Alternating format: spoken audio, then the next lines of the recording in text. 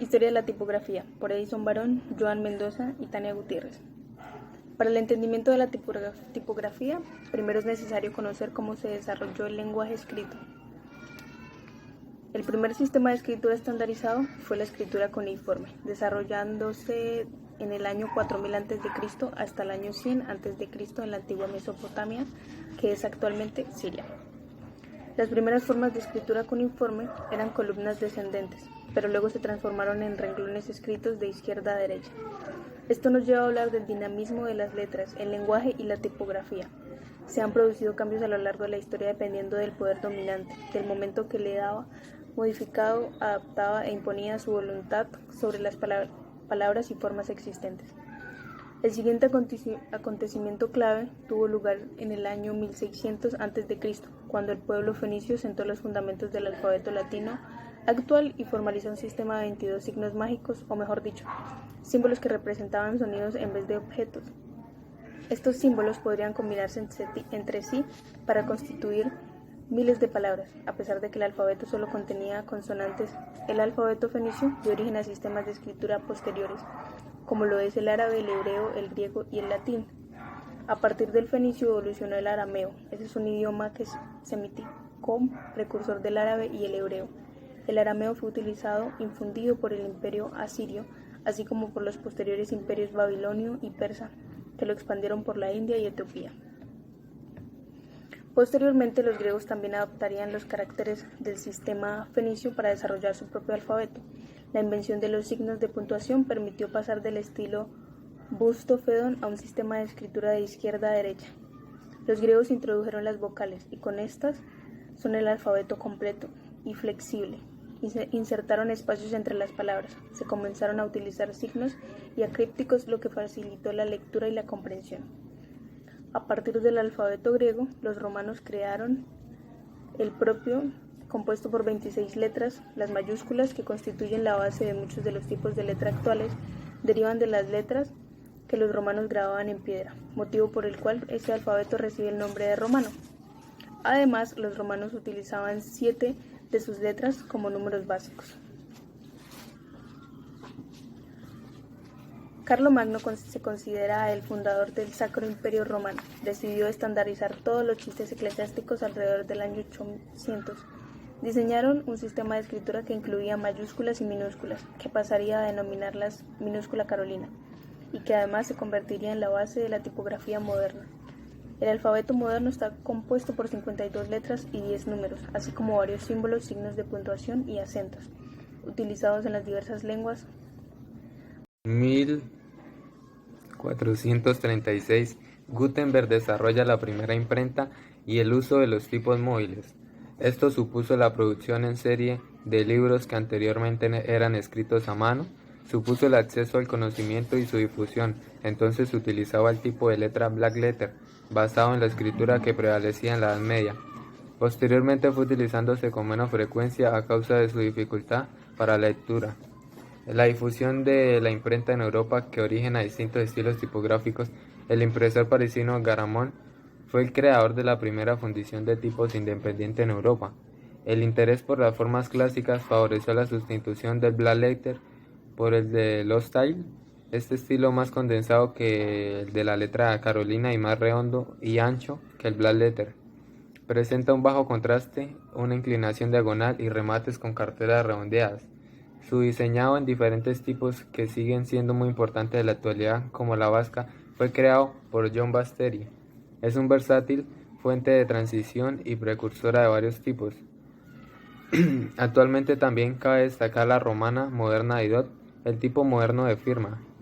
Se convierte en el estándar nacional para las publicaciones francesas.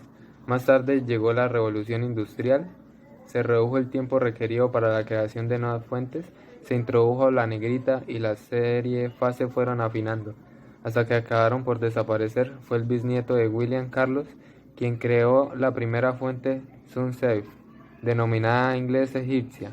La ausencia de ramates llevó a muchos tipógrafos la calificaron como grotesca, de ahí que las fuentes sin ser IFA se conozcan tal hacia 1848. El desarrollo de la litografía permitió el arte comercial, es decir, ya se alcanzaban velocidades de impresión de 10.000 hojas por hora, por lo que fue posible la fusión entre el arte y la industria. Para la producción de carteles o cromos en color, para libros, se iniciaba una etapa repleta de posibilidades para el diseño gráfico. Surgieron los movimientos de vanguardia que explotaron las diversas posibilidades de la tipografía como material de expresión. El futurismo, dadaísmo, neoplasticismo, deconstructivismo encontraran en ella un lugar para la experimentación alejado de los medios artísticos tradicionales y se convirtiera en un referente tanto para los diseñadores más innovadores del momento como para los que aparecieron en las décadas posteriores.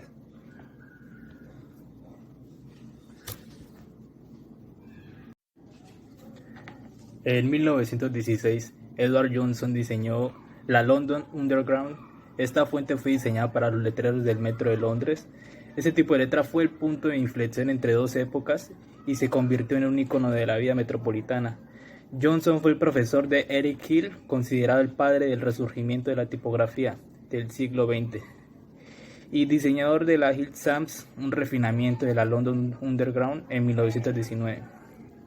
Los juegos a abrir sus puertos bajo la dirección de Webb del grupo. El objetivo de esta escuela era iniciar una nueva aproximación al diseño gráfico después de la Primera Guerra Mundial, centrándose más en la funcionalidad que en el adorno. La futura se considera el tipo de la letra más importante de la orientación constructivista del movimiento Bauhaus. El tipógrafo Paul Reiner pasó a su forma el círculo, el triángulo y el cuadrado. En 1928 vio la luz la nueva tipografía, un libro que marcó un antes y un después en la percepción de lo que había de ser la tipografía del siglo XX. La nueva tipografía se convirtió en el punto de referencia para quienes sean considerados vanguardistas y seguidores de la línea más racionalista del diseño. Según Zico, la nueva tipografía apuntaba a la flexibilidad en sus métodos de diseño. En 1957, Max Medinger diseñó la Helvética, uno de los tipos de letra más conocidos y populares del mundo. Sus formas limpias y directas permiten que sea una fuente con impresionantes posibilidades de adaptación. En 1960 se le denominó tal la familia del Petit Acad. Tiene 34 grosores distintos y la Helvética Novia 51.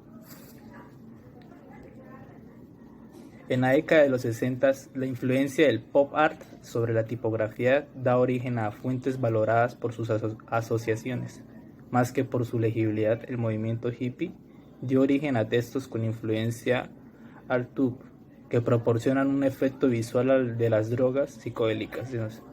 En los años 70 comenzaron a utilizarse cada vez más ordenadores, lo que dio mayor flexibilidad a los profesionales del sector punk, que abogó por lo desechable y estridente en los años 80.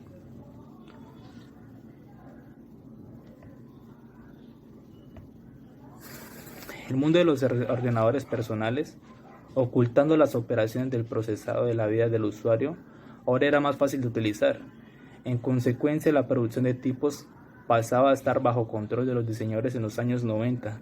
Los diseñadores gráficos quisieron experimentar con tipos más artesanales e informales.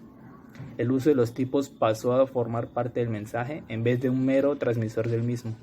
A partir del año 2000, el diseño atraviesa una etapa pluralismo que llega hasta hoy. No existe una única alternativa caminante, sino que se mezclan y se juegan con las infinitas posibilidades que se comprueban que lo que es adecuado para que una cosa no tiene por qué serlo para otra, en la actualidad lo es. Los diseñadores gráficos experimentan y disfrutan de las posibilidades que ofrece la tecnología moderna para crear tipos de forma rápida y utilizarlos para sus propios diseños gráficos. Eso ya sería todo. Muchas gracias, compañeros, profesor. Hasta la próxima.